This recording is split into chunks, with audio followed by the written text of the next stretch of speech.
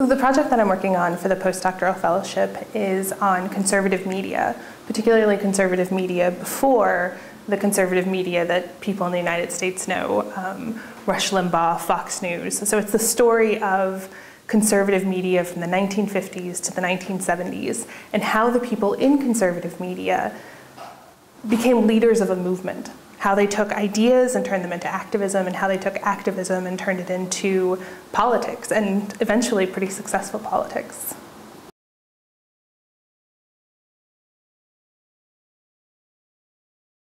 So the conservative media that most people are familiar with in the United States, conservative broadcasters like Rush Limbaugh and Glenn Beck, conservative news like Rupert Murdoch's Fox News channel, that's what people think of when they think of America's conservative media.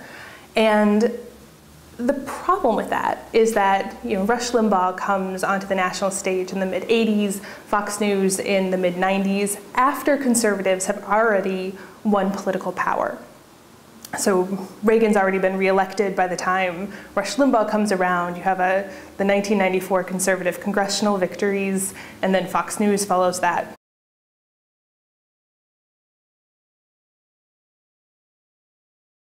So it puts the more recent conservative media, the media that everyone in journalism is talking about, everyone in the internet is talking about, and it puts it into a broader context. It helps us understand why there were such ready and eager audiences in the 1980s and 1990s. Those were audiences that had been cultivated for 20 or 30 years. And really this second wave of conservative media, the conservative media we know now, were the benefactors of all of this earlier work.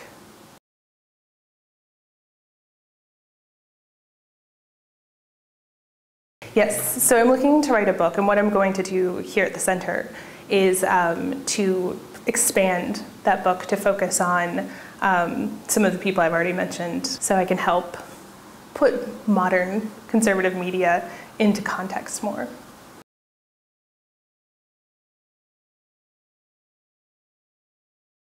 Well, I thought the U.S. Studies Center would be a fantastic way to sort of get an outsider's view of what's going on in the United States. So I think sometimes when you're in the midst of the political scrum, you get very focused on sort of the day-to-day and not necessarily the holistic. So the ability to sort of take a step back and get a different perspective was very appealing, as is the United States Studies Center's focus on reaching out to people who aren't necessarily academics. Bridging that divide between academia and the rest of the world, I think, is one of the most important things that an academic can do.